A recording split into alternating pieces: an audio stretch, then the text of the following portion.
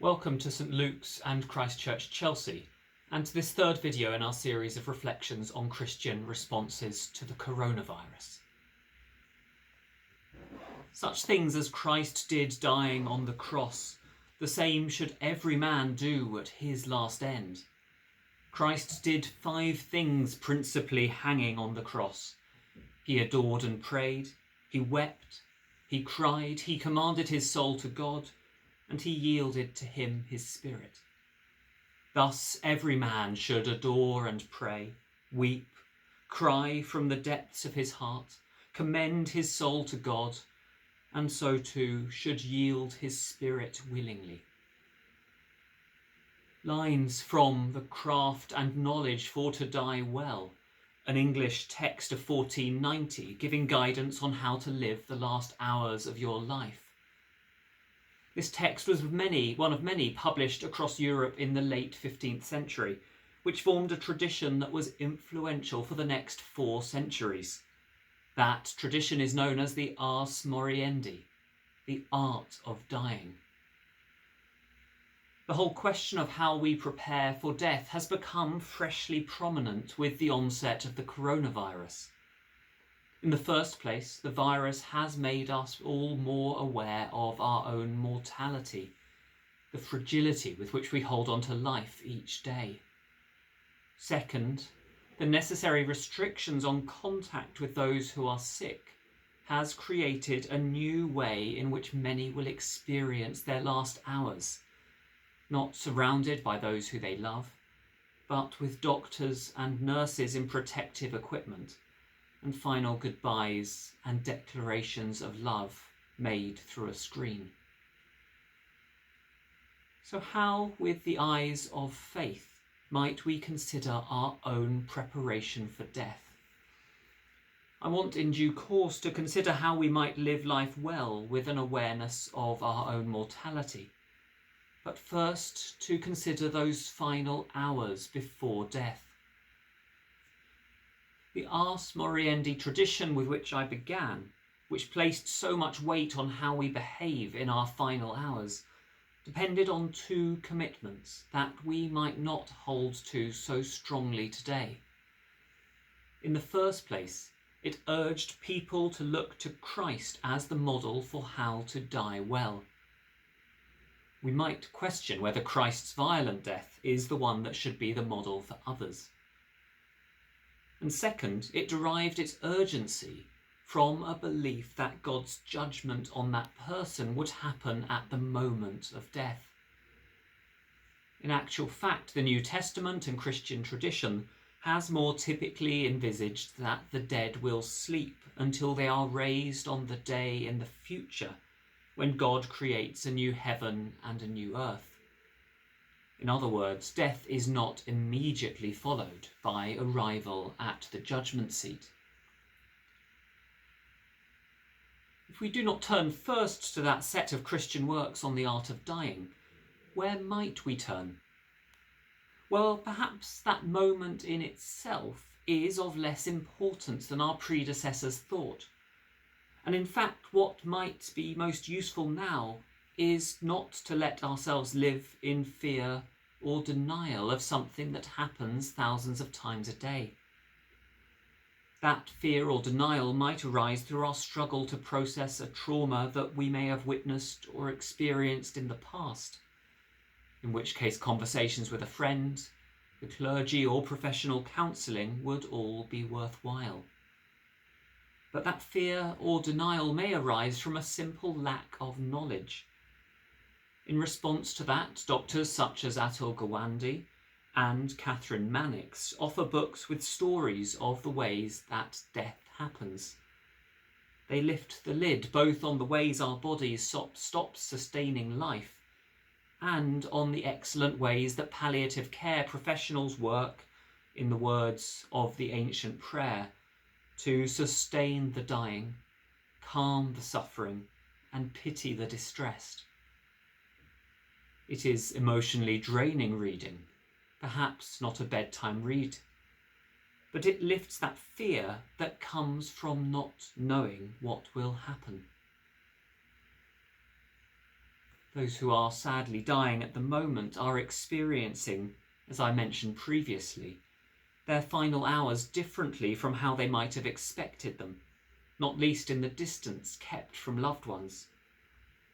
But as we hear from accounts on radio and TV, it is a situation where palliative care doctors and nurses work with their usual compassion to bring comfort, opportunities for final goodbyes, and wishings of love. These are the things we would likely value in our final hours, and it is good that they are being sustained in these difficult times. What about then in the longer period? Now that we cannot ignore our own mortality, how might we live well throughout our lives in the knowledge of it? For ourselves, perhaps we might think of our life with the sense of a story arc. And there are many ways people might imagine that today. We might think of life as a gradual build-up of understanding until we bask in the position of being a senior repository of wisdom. Or, if we saw our value lying in our productivity, we might imagine an arc which peaks with our prime work responsibilities in our 50s and 60s, and then gradually trails off in old age. I immediately think of two features that an arc informed by Christian faith is likely to have.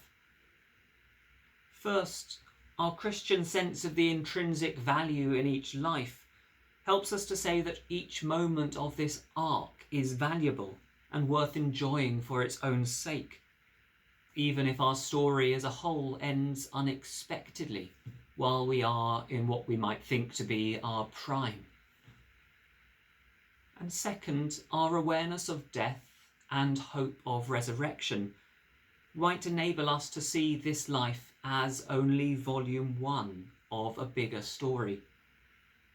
Volume 2 will undoubtedly be different in unexpected ways, but the characters will be continuous with the first book. Each moment of how we live our life now shapes our character, moulding us for a future beyond our wildest dreams.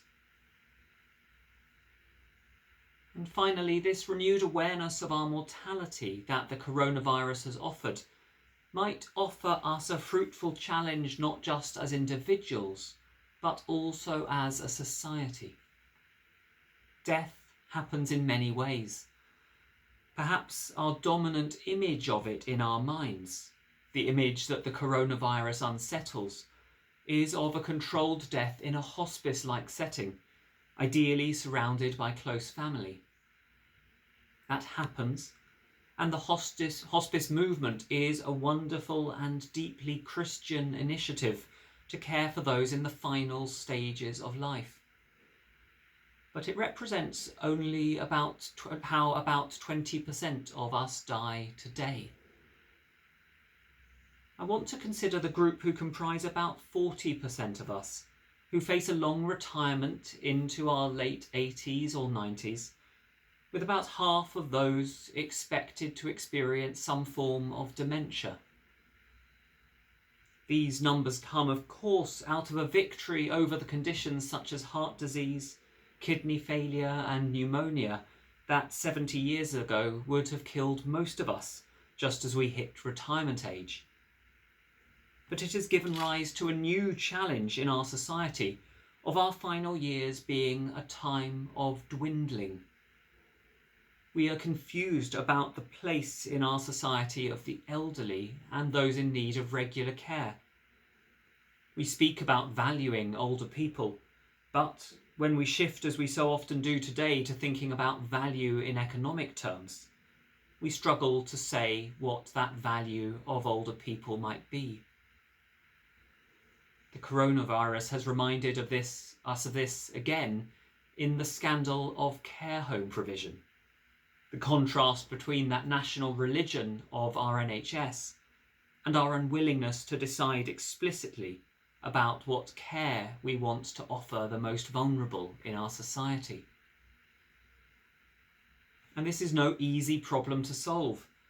It involves relatives who are trying to do the best for their father or mother or aunt or uncle, aware that they cannot provide the professional care that is needed while living 50 miles away, raising teenagers themselves and trying to pay the mortgage.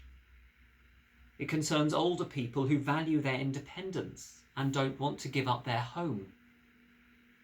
And the modern increase in independence and single living means that many more of us reach old age without those family support structures. It's hardly desirable or practical to imagine us stepping back simply to an era when the elderly lived with their children. But it hardly seems at the moment that we are getting it right. How might things change, I wonder, if we remembered that we and all people around us are mortal? So the coronavirus presses on us the question of how we prepare for death. I have suggested that the Ars Moriendi gives us a vivid sense of those final hours of life. It is a model that we may not adopt wholesale today, and perhaps even question whether those final hours are crucial. But we do well to help ourselves be informed and not to fear those final hours. More widely, though, the way that the coronavirus has reminded us of our own mortality presses us to consider what the arc of a life lived well may look like. And it presses us as a society to reimagine how we care for all among us, including those who are in their final stages of life. Thank you for watching. Join us on Wednesday for a discussion of these issues and more. And do watch next week as we reflect on the coronavirus and the hope of the resurrection.